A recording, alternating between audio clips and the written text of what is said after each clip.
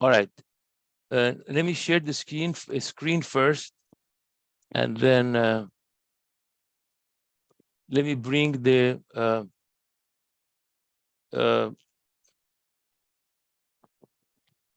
this is the document. It is Rumi poem 182. If you can go and check it out, if you can find this poem in English, it Farsi is very much available. Divan Shams. Rumi has three works basically. He has Divan Shams, which is the love poems. He has Masnavi, which is his Sufi teachings. His spiritual teaching, if you want to be universal. And then he has Fihe Mafi, it is what it is, which some of his companions wrote when he was lecturing, when he was giving sermons in his weekly or gatherings. And now, what I'm going to do is I will read the Persian, the Farsi words, because there is beauty and sacredness in the words. Like Bible, Quran, the words are very important because these are sacred words. So that's why I read the Persian poems. I want you to hear the music of the language, and then we do the English translation. Now we already have. There is Ogua Boga. Let me see if. Give me a second, please. Let me see if this individual has already. Just give me a second, please. Oh yeah, it's gone. All right. So, yep. Now this is the third session that we are discussing this poem. So I'm gonna start where we ended last session, but you can go. I will send you the address, the link to the first two, if you want to recordings. If you want to go and look at those, you can do that. If that's what you want to do. But I'm going to read the poem first, because this is the poem that we're discussing, and everything, and we interpret this poem by using other teachings, other sources of Rumi himself, and sometimes or Quran, and sometimes Prophet of Islam sayings. That's what we do. All right. This is poem number 182. By the way, if you have any question, you can stop me. Don't be shy. Can stop me if I'm going too fast or something you don't understand. The reason I'm doing this because I want you to understand these things and apply it in your life, in our lives, all of us. And so that's very important. در میان عاشقان عاقل مبا خاص در عشق چنین شیرین لقا. This is the Persian poem. I hope among lovers there is no worldly intelligent ones, especially in the love of such a sweet face that we would like to visit. Okay, so there is, in the first verse, Rumi says that there is two types of people. They are lovers and they are worldly intelligent ones, right? And we are supposed to visit a sweet face. We are supposed to visit a sweet face. دور بادا عاقلان از عاشقان، دور بادا بوی گلخن از صبا. I hope the lovers stay away from the worldly intelligent ones. I hope the odor of dirty mud stay away from the scent of the morning breeze. So here Rumi tells us he wants to separate. He wants the lovers stay away from the worldly intelligent ones. گر درآید عاقلی راه نیست ور درآید عاشقی صد مرحبا. If a worldly intelligent wants to come in, tell him don't come in. If comes a lover, tell him you are very, very welcome. Very, very welcome. So here Rumi advises us that we should stay away from the worldly intelligent ones, right? These are all specific lessons that you can apply life right now, right here. It's not it's not just a knowledge to be amassed, to be accumulated. It's something that we have to act upon. عقل تا تدبیر و اندیشه کند رفته باشد عشق تا هفتم سما. As soon as intelligence find a worldly way, love goes to the heavens. So love is a fast way of getting to the salvation, very, very fast. And the worldly way, the intelligent one takes a long, long, long time. عقل تا جوید شتر از بحر حج رفته باشد عشق بر کوه صفا. As soon as intelligence looks for a vehicle to go to pilgrimage, love has conquered the summit of mountain of purity. This is elaboration of the other one, of the previous verse, right? It's fast. And the intelligent world, the intelligent one are looking for a mean to get to a vehicle, to a way to get there. But love goes instantly. عشق آمد این دهانم را گرفت که گذر از شعر و بر شعرا برا. And Rumi, at the end of his poems, a lot of them in Masnavi, especially in Divan Shams, he when he talks after a few verses, he stops himself. He says, I talk too much. Talking too much causes the ego to comes into the play. And he stops himself. He says, love came and shut my mouth. And told me, forget about poem, let's go to heavens. That's what we were here for. We want to all go to heaven on this earth, right now and here. So this is what we want to learn. Now, these things that I'm passing by, you already have talked about them, and you can go back and if you're interested, recording 1 and 2, session 1 and 2. But I think this is a good exhibit discuss. It's very important. This is how did egoic mind come into being. This is none of these are from me. This I learned from my dad, and the rest of them is Rumi and other Sufis. Sufis believe that God spirit, this is how we came into being. This is all symbolic. Don't take it literal. In Sufism, everything is symbolic. It's not literal. Taking things literal is boyish, is childish. Don't do that. Don't make that mistake. This is what the masters are telling us. God's spirits was mixed with human body, which is made up of soil and stinking mud.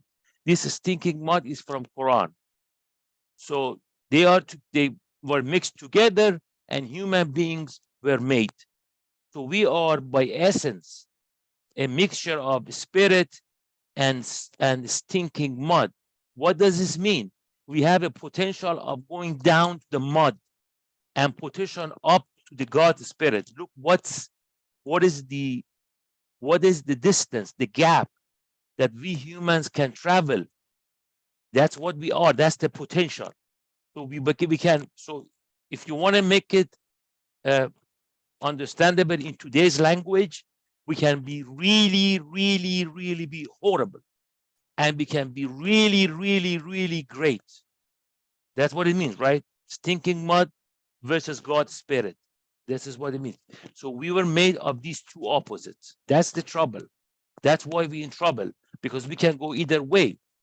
Now, from human beings, two things were created. One was soul, which took after the God spirit, right? Took after God's spirit, and the egoic mind, which took after stinking mud. And what is egoic mind? Is I, my name, my belongings, my identity, everything related to me. That's the egoic mind. That's the ego. That's the self. That's the I in all of us, which we do have. Now, from egoic mind, there's uh, two things came out of egoic mind, two attributes. If you can, you can, that's a good word, I guess, attribute. One is lust, one is anger. Lust is lust for everything and pursuing likes. Everything that we like, we have a lust for it. And anger, which is the stuff that we don't like, it dislikes, we reject them, we push them out. So this, and Sufism and all religions are here to moderate these two, to moderate lust and anger, because these things can bring us to the mud, this thinking mud. This is, I think, it's a very good analogy, good exhibit. As I mentioned, is symbolic. Don't take it literal, please. Any question here? Everybody is clear on this? Okay. So let me go to the next exhibit. Before we come to this world, in our core, there was nothingness. Akbar, Yes. can you elaborate on what does it mean by to not take it literal sense? So whatever Rumi has written and you are reading, that should not be taken in literal sense. Yeah. No, not. I'm not saying not everything, but what I'm saying is, if somebody says, "Oh, how we can be made of stinking mud?" Say, okay. Now, I don't get it. I don't. I do not want you to get bogged down in the literal sense. I want you Okay, to see the big picture. You see what I? understood. Yeah. You see the Yeah, big.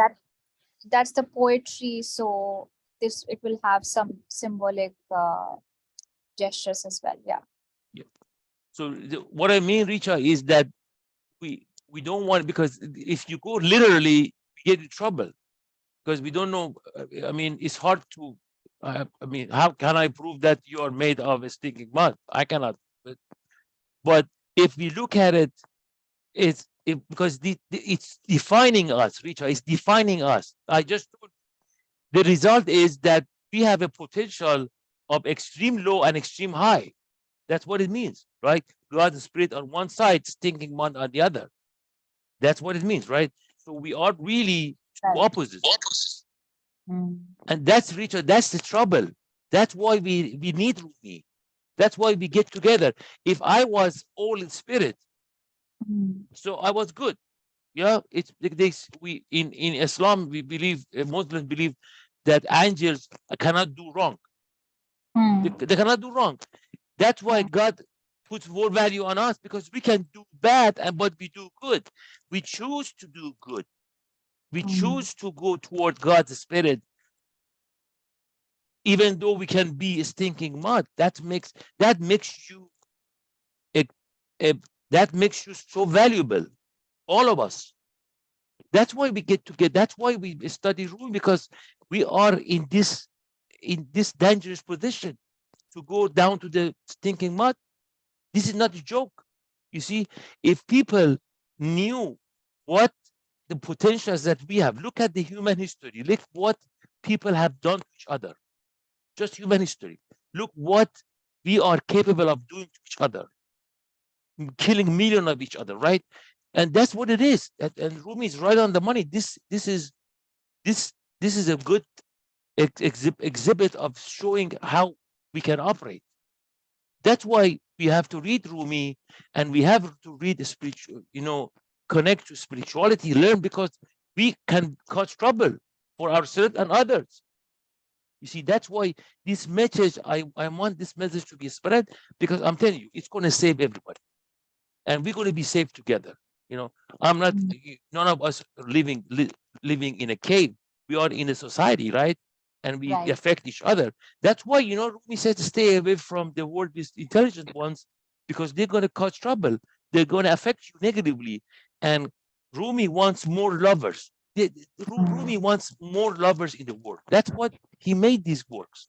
He worked so hard to just to turn the worldliest intelligent ones to the lovers, and because we start from ego. Everybody start from ego. Did I answer your question, my dear teacher? Yes, thank you for You're clarifying well on. welcome. Thank you. So please, if you have any question, please stop me. I don't want to go too fast. Okay, this is before we come to this word. This is, and again, pretty much symbolic. Look at it symbolically because it's better to understand that way. You see, our core, there was nothing in the core, empty core, nothing there.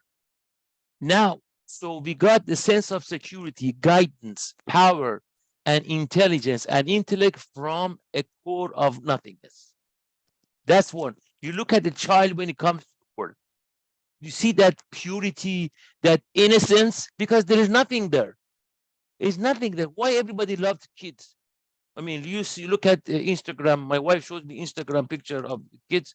It's just so beautiful. Why? Because they're so pure. Because there is nothing in their core. I mean, they have ego. I mean, I don't want to get technical, but they're pretty much close to God in that position. They're not. There's no core. Nothing in the core. And then as we as as we uh, as we get stay in the world longer, what happens? We put stuff in our core, and these are the stuff that we put on our core. Everything that I can think of, myself, my spouse, the rest of my family, money, that's capitalized because that's one thing that a lot of us has in our core. Let's face it. Let's be honest with each other. Everything that I value, professions, social status, roles, hobbies, entertainment, friend, enemy, religious belief. Religious belief is a thing, is not spirituality. Political and social beliefs. These are come to our core. How we get them? The society tells us these are important, right? Mom and dad, brother, siblings, the society, school. It's an act of socialization. If you study sociology, they call them socialization. That's what we learn. We put this thing in our core. So that what happens, we get sense of security, guidance, power, intelligence, and intellect from these things in our core. These are things. These are things. Before there was nothing, now we have these stuff in our core. Now, this is circle of nothingness. So our job here in this world is to push these things from our core to the outside. So if we can work on ourselves efficiently and effectively, we hopefully can push it out. So all the things which were here in the middle, it will go to the outside. See that? So then if it's empty, the nothingness is there now. All right. So this is the circle of nothingness. That's what we are trying to get to. Now let me show you these. These are already I have discussed it in the previous recording, which is on YouTube, and you can go check it out. This is the triangle of change. We want to change. We have stuff in our core. In order to change, we have to be committed. There should be commitment. There should be consistency. There should be repetition. Then, if that happens, those stuff at the core will be pushed out. We get sense of security, guidance, power, intelligence, and intellect from the sense of from the nothingness. So there is should be commitment. This is a triangle of change. We want to change, right? If we because the core is now full of those things. Now, this is called triangle of attachment. This is when we get attached to things, when those stuff got into our core. So we get a sense of security, guidance, power, intelligence, and intellect from these attachments, which is in the core. Now, what happens that to us when we have these things? We get judgmental, we get judgments, right? We have resistance, and we get material intelligence, and we create past and future. As soon as you have attachment on the core, past and future happens. We don't have any present. We are either in the past or in the future. That's how but that's what happens. And this is attachment, temporary things, and we are bound by time, which is a past and future. Present doesn't exist because you're thinking about the past uh, and think about what I lost, the future, what I'm going to gain. It's all about these attachments that we have. Now, This is the detachment from temporary thing. So now, if you move these attachment from the core and push them out, you get to this position. You have patience and abstinence. Abstinence, patience. You have patience. You have gratitude and abstinence. You get these four from your nothingness. You have spiritual intelligence. This is a key. We on this one we had material intelligence. Now we gain a spiritual intelligence and eternal present. We are always in the present. We are not in the past and future, because as you know, past and future is the creation of your mind, which is your ego, our ego. So this is detachment from temporary things. This is triangle of detachment. Here we have adoration. We have adoration, grace, and attraction. After we put everything out, the nothing is in the core. We are attracted to the beauties of the world, to the to the to the lights of the universe. We adore them and we get grace. Right? That's what it is. And now this is important. The myth of egoic mind. The myth of egoic mind. Please pay attention to this. This is a very good exhibit. It's it explains a lot of things very uh, uh, in a capsule. You know. Okay, this is attachment to temporary things. We have attachment at the core. We get all these from. We had resistance and judgment. We had it before. Now we have past and future. Now these are the new things we get. Any egoic mind, any ego, creates obstacles and looking for them. If there is no obstacle, ego looks for them, finds them, because that's how ego can survive. That's how ego can exist, by having obstacles, creating problems and looking for them. We're always egotistical minds looking for problems, or if there is none, they look for them. They find one. They create one, creating enemies and looking for them. Look at the egotistic part. The people around they are always looking for enemies. That's how they define themselves. Egotistical people define themselves based on the enemy. That's how it is. And now this is where we want to be. The truth of being human, detachment and return to this moment. So you have nothing that's core, you push everything out. You have patience and abstinence, gratitude and abstinence. You have spiritual intelligence. You have eternal present. You have enthusiasm for creation and ability to create. And this one I forgot to put, I'm sorry, on this side, you have acceptance of events of this moment. I think these are very good exhibits to uh, capsulize and to explain it briefly. Okay. Any questions on these exhibits, ladies and gentlemen? All right. So if you don't, let's go where we have ended last time. So now listen to these beautiful poems from Rumi, and you learn a lot. Just pay attention, and if you have any question, stop me, and I will uh, I will explain more. Okay, here you go. Okay, as now let us read other poems from Rumi. Everybody starts from ego. Everybody starts from ego. All lovers started from egoic mind state, and everybody operates from egoic mind, think that he or she is perfect and has no shortcoming. That's the fantasy of perfection, which we'll get later, God willing, later. Because when we create the egoic mind and its illusion, then the illusion of completeness comes with it. Every egotistical individual thinks he is complete and perfect. If he confesses that he's incomplete, it means he's incomplete in the completion of desires and attachment.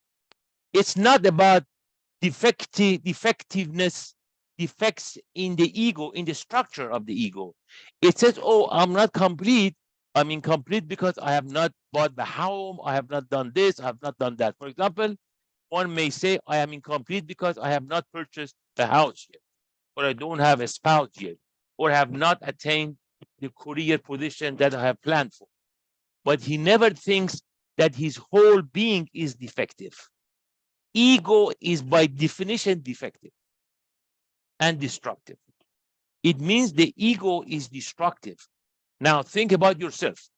Are you among lovers or worldly smart ones? You think that since you have not attained your goals, you are imperfect, or structurally your ego is defective and destructive. Nobody believes that in reality, egoic mind is defective and false and illusory. The whole thing is defective and problematic. It is an illusion and live in an illusory time. So the time which is past and future is illusion. There is no past and future. It's always now. It's always here and now. But we go to the past and future because of the ego. In reality, lovers see everybody as extension of God. This is now lovers because he sees himself as an extension of God. So when one sees himself or herself as an extension of God, then sees other as an extension of God too. But the worldly smart ones see themselves as egoic mind, superior to others. He even sees God as an egoic reality.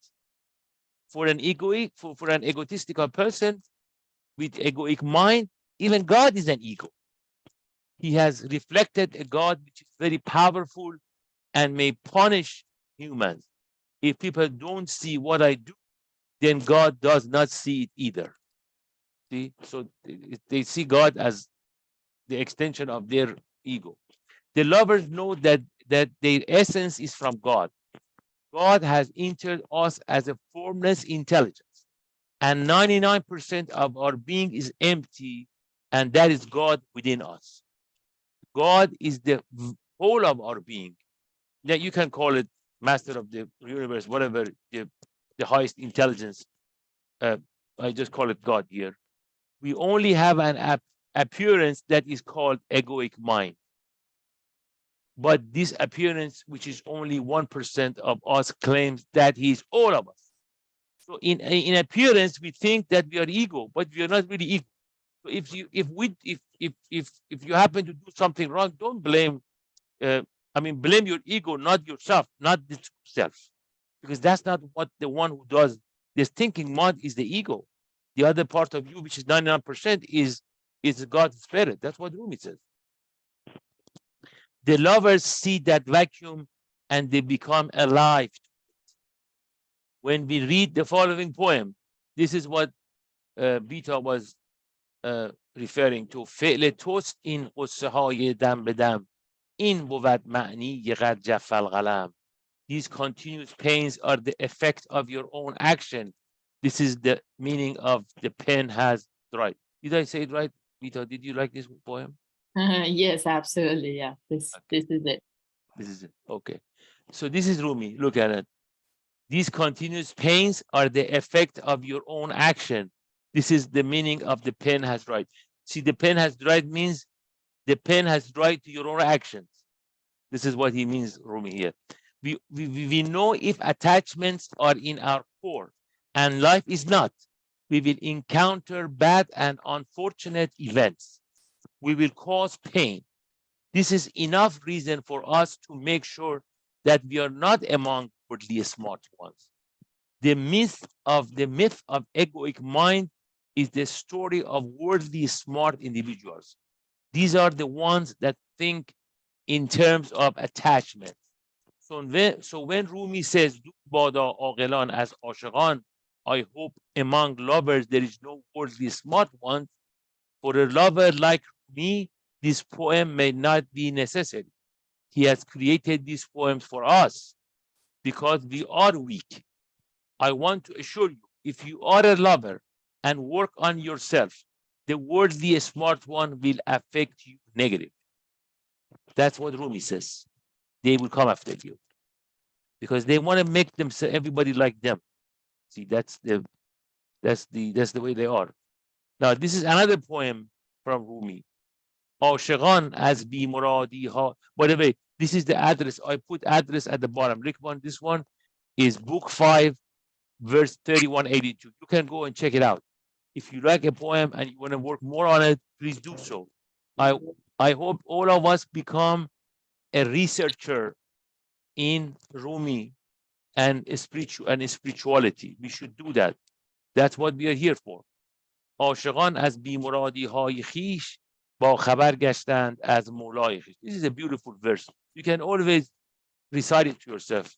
By their failures to achieve success, the lovers are made aware of their Lord. If you have a failure, don't look at it negatively. It's God giving you a message that I exist.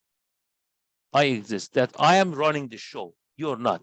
You failed because I wanted you to fail for a good reason. For your own good. بیمرادی شد قلاووز بهشت و الجنه شنو ای خوشترش. Failure is a guide to paradise. Hear this, oh you the good-natured individual, you guys. Paradise is surrounded and encircled with pain. This is Rumi. Pain is not bad necessarily. Now, there's good pain and bad pain, as you know. The good pain is when we learn something from it and we grow in it. The bad pain is when we do something wrong and we get punished for it. I mean, the bad pain is the pain which is which has no, which is, how do you say it? Which is pointless. Pointless. This is book 3, verse 44-66. Life, God sees our egoic mind and realizes that we are attached to 1,000 things. He starts aiming some of those attachments and takes it away from us. When God does these actions, we experience failure, right? Because you wanted to do ABC, which is attachment, and God stopped you. Because God loves you. He knows He doesn't want you to be to get busy with these small things. He wants you for Himself, for herself. Failure means what we had interest. Failure means what we had interest in attachments, and we expected to take life from it, got it from us, and we did not achieve our goals. We made the effort to achieve a goal, and it did not materialize, or life took an attachment from us. The worldly smart ones get angry and react, but the lovers open the space and get the message. What is the message? I caused you failure, so you know that I should be your goal, and you should be after me. That's what God is telling everybody here now. So don't get mad. Get the message. Hey, God says, I don't want you to go after these small things, which is temporary and are gonna go away very soon. Come after me. You are worth me. You are good. You are worth. You deserve to go after a permanent thing, which is me, God. It means God has caused the failure, and we blame others and complain and curse everybody around us. The worldly small ones are very naive and simple-minded because they think they are here for those attachments. Now look at yourself and ask, am I a lover or clever? Failure is very simple. You plan to accomplish 20 tasks and only one gets accomplished. Small failures. For example, you wanted to park in a parking spot and you're going around the parking lot for half an hour and somebody else took the spot. You plan to purchase a house and everything was going okay, and suddenly something happened and the house fell out of the escrow. You were planning to marry somebody and you planned for it and you were attached to the other person, and all of a sudden it fell apart. Now, if you curse or complain or get angry, you're among the clever ones. But if you open the space around the event and expand your heart, then you are among the lovers. This verse indicates that lovers from their failures were made aware of their lords. For them, failure becomes the guide to paradise. Therefore, if you can open a space around failures, you are a lover. And if you complain and get mad, then you are a clever one. With this kind of attitude, we never become depressed and disappointed. If we succeed in a goal or task, we obviously will be happy and glad. But if for any reason we fail, like lovers, will be made aware of our Lord and try to understand the message behind the failure. This is a foolproof system to live our lives. We cannot go wrong and we'll be always joyous. Look at this. Just this one beautiful verse. This one saves you from depression and sorrow. If you make it, good for you. If you don't make it, there's a message. Get the message and go on. Don't get depressed, because that's what God doesn't want you to be depressed. God wants you to learn.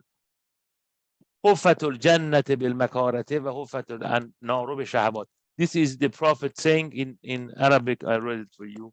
Heaven is surrounded by undesired things, and hell is surrounded by greed. So people are greedy and get everything that they want. They're in hell. Uh, don't think. Don't feel. Don't think that they are. We have this. People who are very famous or very or are wealthy. We think they are in heaven. No, Rumi is this is Prophet saying, see, they're in hell. They look good from the outside. From the inside, they are in hell. And you know what? Some of them, they have told me, hey, you think this money or fame or this and that is good, but it's really terrible. He is surrounded in greed means since we in our egoic state and use the egoic mind and always seeks more and more, life or God has no choice but to take these attachments from us. So we realize that our ways of living is not correct. Now let us look at ourselves and find out if we are trying to increase our attachments and are greedy. How I ever realized that I cannot have so many attachments in my core, or I have listened to both Rumi teachings and other Sufis, but still follow my old habits, and therefore life has no choice but to make me fail. So I realized that my ways are not correct. You see, this addresses the point that sometimes we know what's right, but we are not applying it in our lives. I know greed is bad, but I'm still greedy. So then God has no choice but to take it away from me, to give me some pain. So I understand that I'm in the wrong place.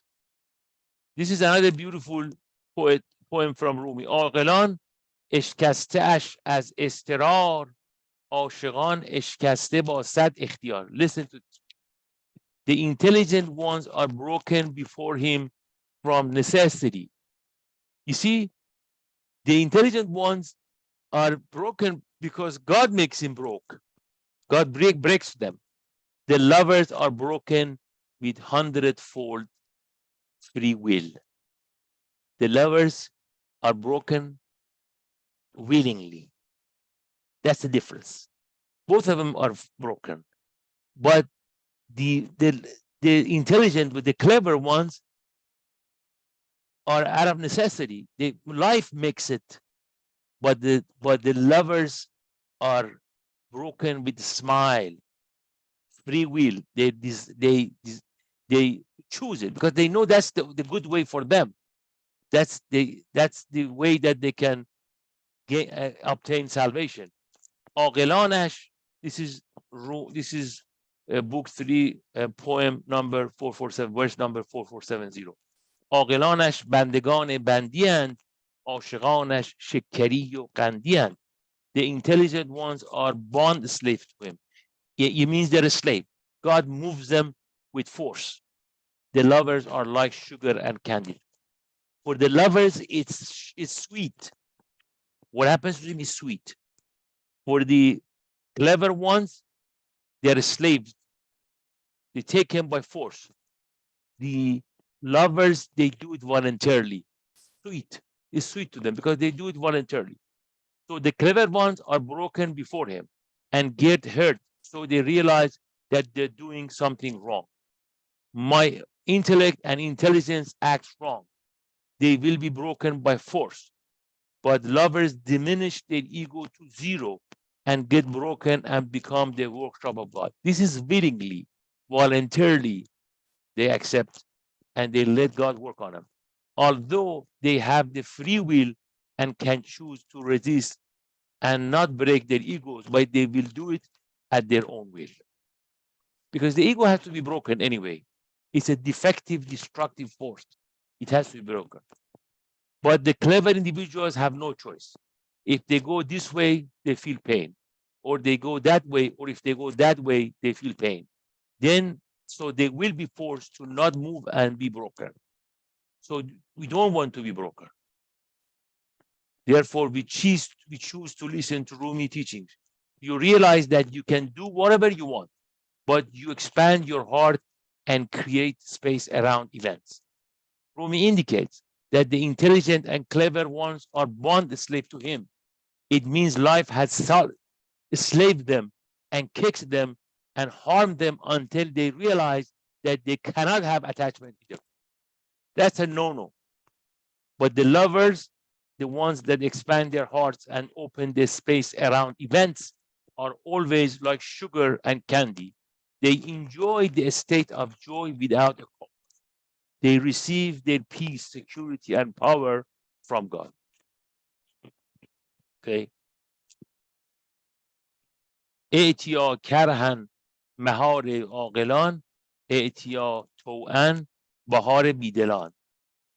Come against your will is the leash for the intelligent, clever one. Come willingly is the springtime of lovers. Now, Rumi, he's elaborate. He's a poet.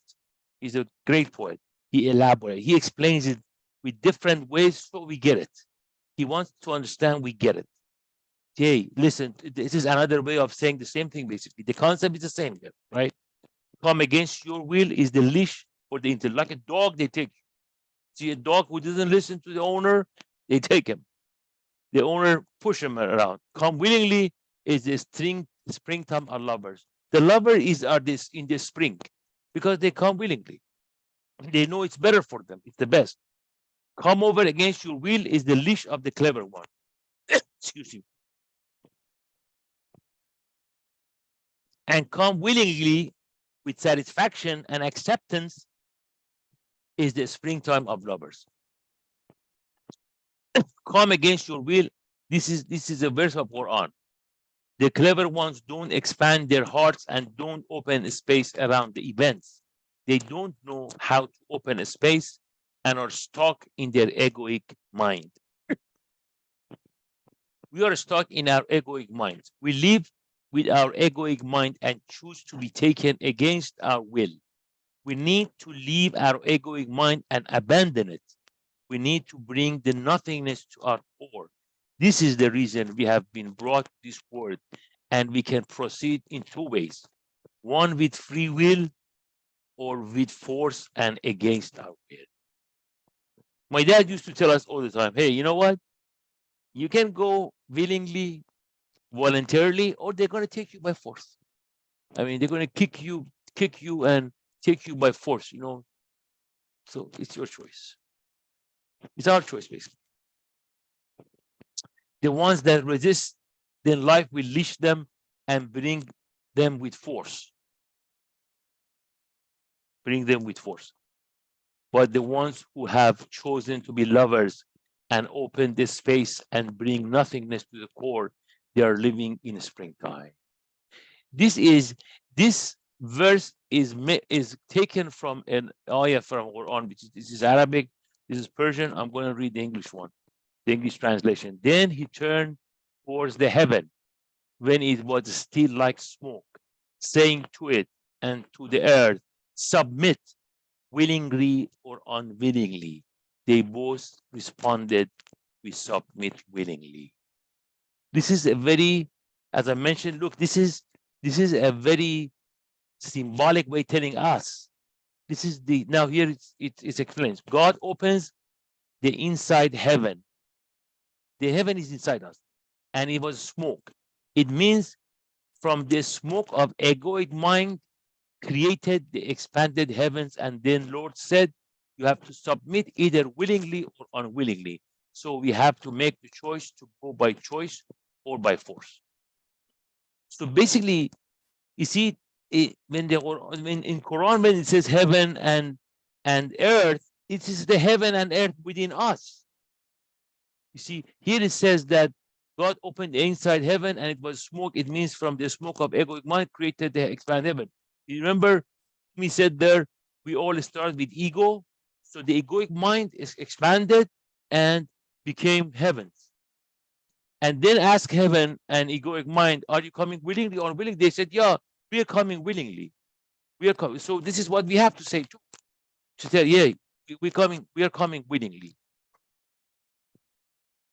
از قرین بی قول و گفتگوی او خو بدزدد دل نهان از خوی او. از قرین بی قول و گفتگوی او خو بدزدد دل نهان از خوی او. Your heart secretly steals its disposition from the disposition of your companion without speech and talk on his part. That's what he says. Stay away from the intelligence or the intelligent, clever ones. Here you go. That's the companion. That's what he says here, because you're taking stuff from them without even knowing. میرود از سینه ها در سینه ها از ره پنهان صلاح و کینا. This one was from book 5:26-36. This is book 2:14-21. Good and hateful qualities pass from heart into heart by a hidden way. Listen to this. By a hidden way, we take from each other without even realizing. We take from each other. If a worldly intelligence encounters lovers, low energy and destructive vibes go from one to the other without.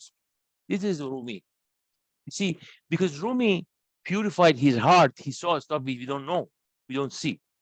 He saw that qualities pass from heart into heart by hidden way. And that's what he's telling us. Hey, be careful. If you are with the clever one, which has a lot of attachments in their core, you're going to take it from them. You're going to get their qualities. If a world intelligent encounters lovers, low energy and destructive vibes goes from one to the other without speech. You don't have to even talk. Abstinence is necessary to stay away from clever ones. We should not say that we are all humans and we need to socialize with everybody. Yes, this is correct. But be mindful and careful and be aware that clever ones do affect lovers and emit negative energy and destructive vibes. So here you have to be selfish, really. You say, oh, I'm going to protect myself. It's like, you protect yourself from germs. That's the human way, right? I mean, these are germs. They're going to give you negative energy. They're going to ruin your heart. They're going to pass qualities from heart in a hidden way. They're going to give their negative vibes in a hidden way to you. Or you want to take it. But one aspect of the clever individual is that he does not want to change.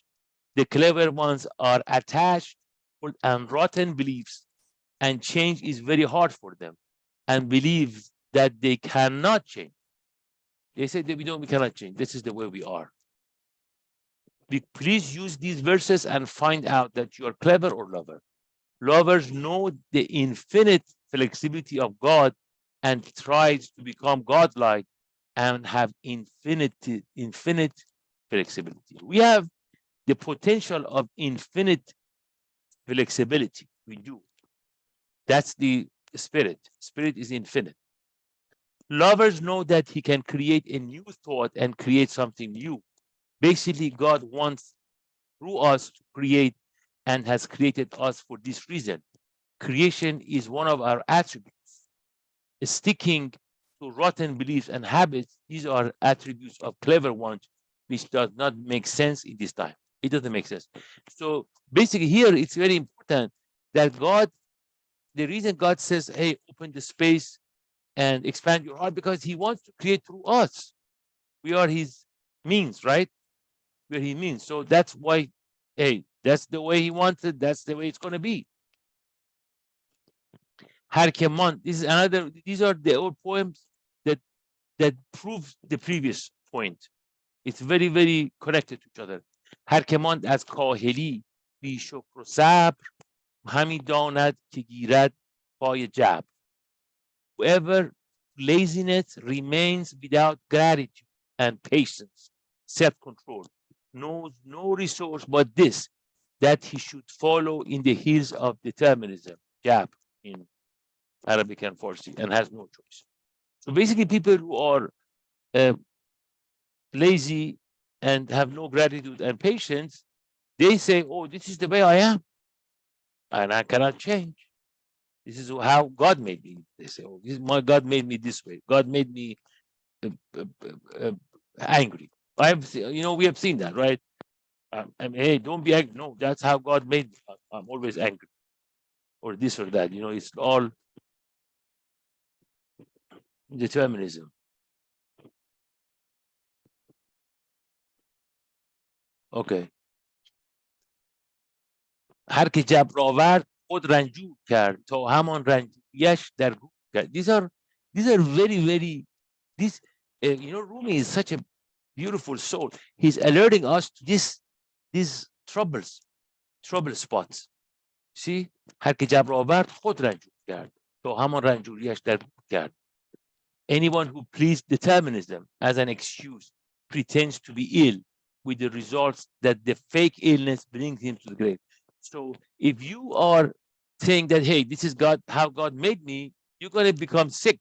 That's sickness of determinism, and then that's going to kill you. If you're angry, you're all the time angry, hey, that's God how made me, you're going to have a heart attack. Simple as that.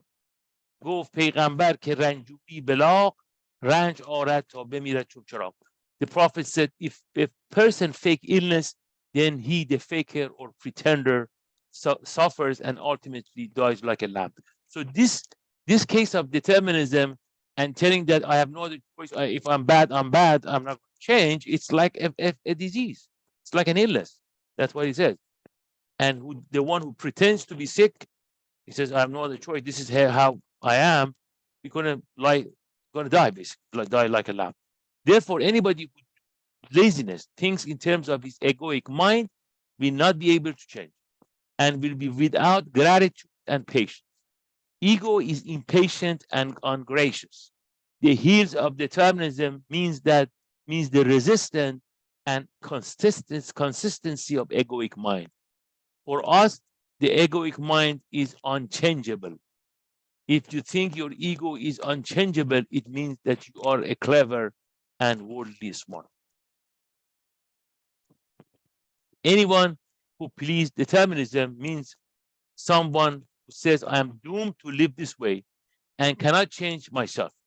Actually has made himself sick until the illness will kill him and imprisons him in the grave of his egoic mind. As a matter of fact, this might be even, it might be literally and symbolically correct.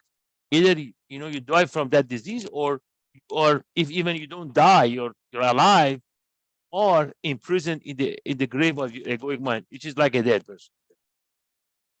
Rumi says that Prophet Muhammad indicates that if one fake illness, then he becomes ill. He created so much pain in his life that his pain will kill him like a dying lamb.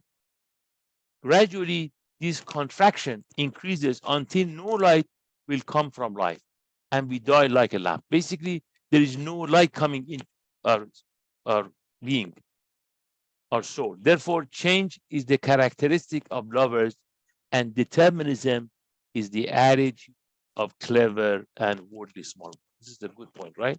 Change is a characteristic of lovers, and determinism is the attitude of clever and worldly smart. So we are here to change for better, right? Change for better. Please pay attention to the fact that surrender does, this is important. Please pay attention to the fact that surrender does not mean that we surrender, that we surrender to the status quo, but it means that change takes place with major intellect and the expanded heart and intellect, not the egoic mind. You can change with the expanded heart and your major intellect, which we have two intellect. The major intellect is after we expand our heart. The minor intellect is the intellect of the ego. Lack of surrender is resistance. You don't surrender to the situation. but you surrender to God. You surrender to the universe, basically. You surrender to the universe, to the master of the universe. Surrender means that God's wisdom is better than my materialistic and limited mind. Surrender means that I don't want my egoic mind change my situation. Surrender does not mean no change, but I want to change the way life and wisdom of life chooses. So so the change doesn't come from the lower intellect, but the highest. The lowest intellect, which is from the ego, doesn't solve the problem really. It makes it even worse. The change is the bad change, not a good change. But if you expand the heart and obtain the major intellect, then the change will come from the highest place. The intellect of egoic mind is incomplete and insufficient, and it results in determinism. Because if we want to change with egoic mind, we always destruct and become hopeless. Look what human being has done with their minor, with the egoic mind, with their ego. They have destroyed the world. Right? Look at the environment. It's already destroyed. Too hot, too cold, this way, that way. Right? Look, because the egoic mind destroys everything. Rumi indicates that God tells us, you have not realized that your intellect and mind does not work, and you need to acquire my intellect. Ultimately, we have to understand, if we accept voluntarily that our intellect is not sufficient, or with unfortunate events, life forces us to understand this fact. So these facts, either you understand it voluntarily, or you get it by force. That's the only. I mean, right now, look at human situation with the environment. We are learning by force. I mean, it's getting so bad that you gotta do something about it. Otherwise, we're gonna ruin the world. Do you want to destruct your relationship to yourself or your spouse or with your children? Do you want to destruct your body and your society, and then understand that your minor intellect and egoic mind does not work and does not serve you well? Which one? I mean, you really, are we going to go all the way, destroy the whole world, and then realize that the minor intellect doesn't do much, doesn't do help?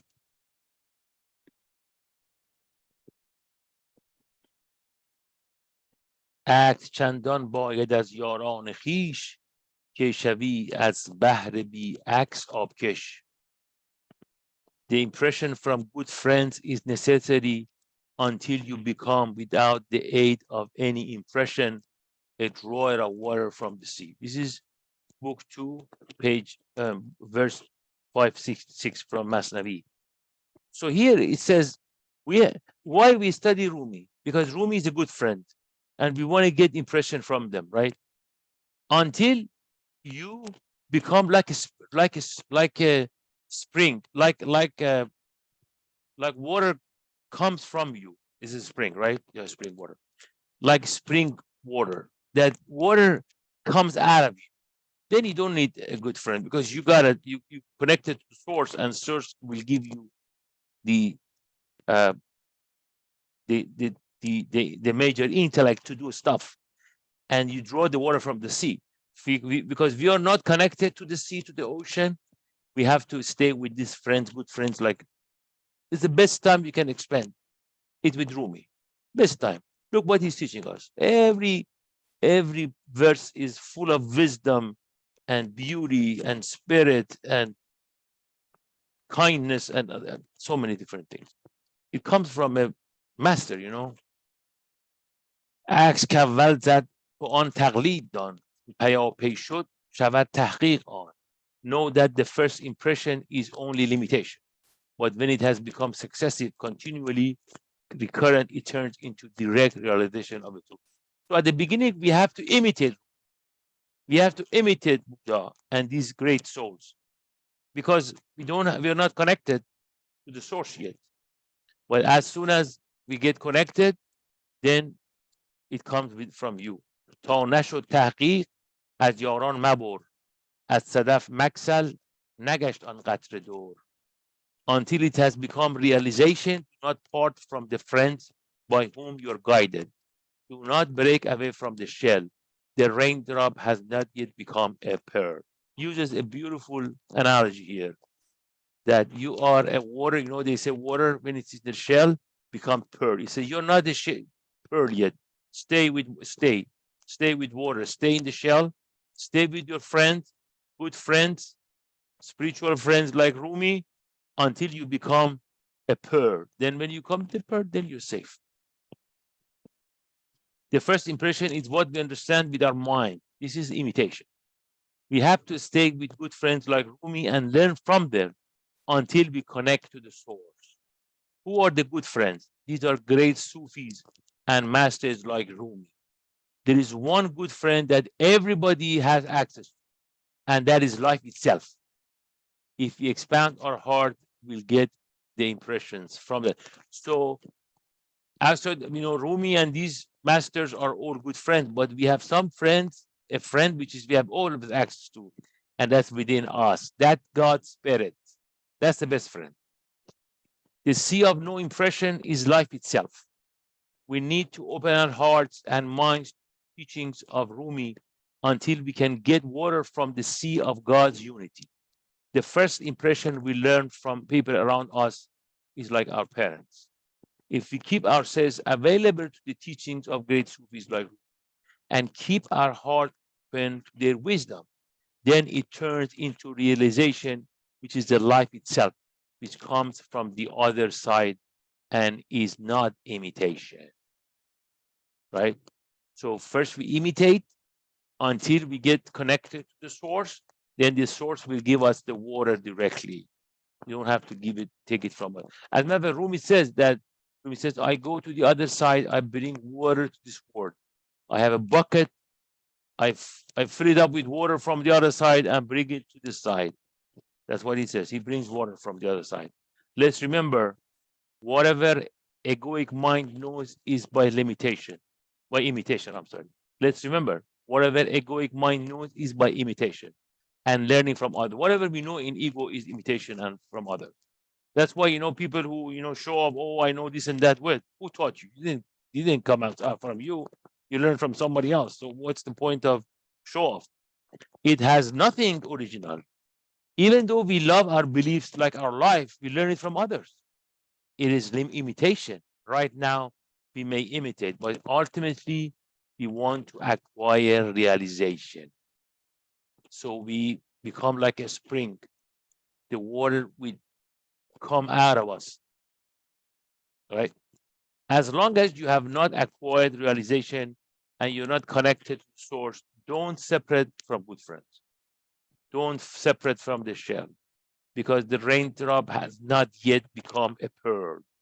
Your raindrop has not become pearl yet. The universe intelligence has not developed in you yet, and you have not experienced the sunrise in you yet.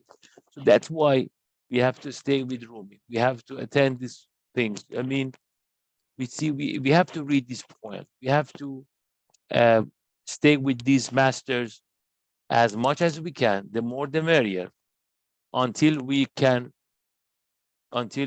realize it and we get connected.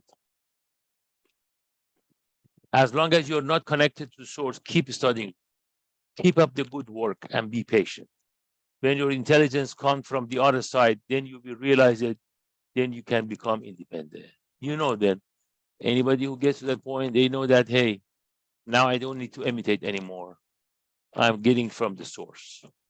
Therefore, if you get your water from the sea of no impression, from the unified space, then you know you are a lover. If you imitate and get your belief from others, you're a clever holy one. Now, I mean, let me tell you, if we are staying with Rumi, we are moving from cleverness to towards lover, for the lover, right? You're going that way.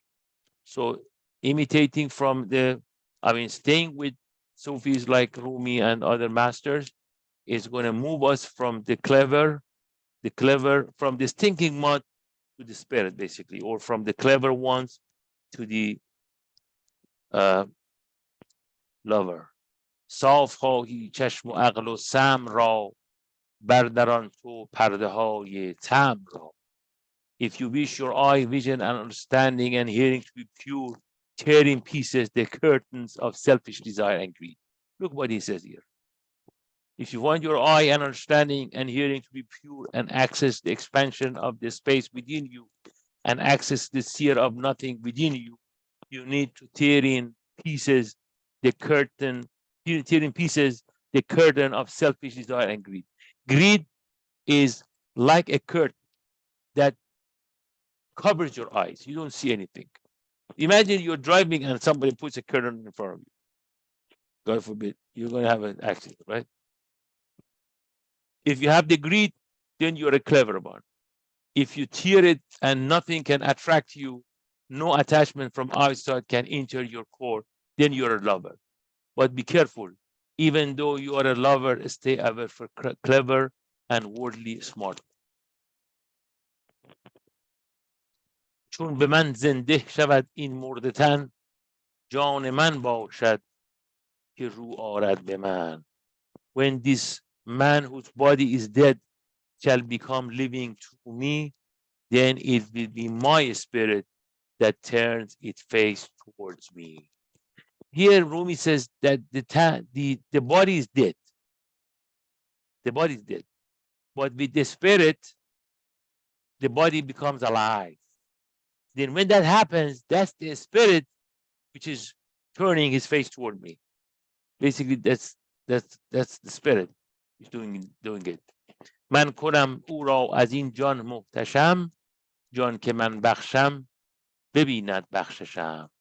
من کنم او را از این جان محتشم، جان که من بخشم ببیند بخششم. By means of this spirit, I make him possessed of high estate. Only the spirit that I give sees, experiences my bounty and gift. It's all about the spirit, by the way, here. جان نامحرم نبیند روی دو، جز همان جان کسل او از کوی اوست. The unfamiliar, unprivileged spirit does not see the face of the beloved. None sees it except the spirit whose origin is from his neighborhood. So basically, it's saying that the only thing that can see the beloved is beloved himself. That's what Rumi says here.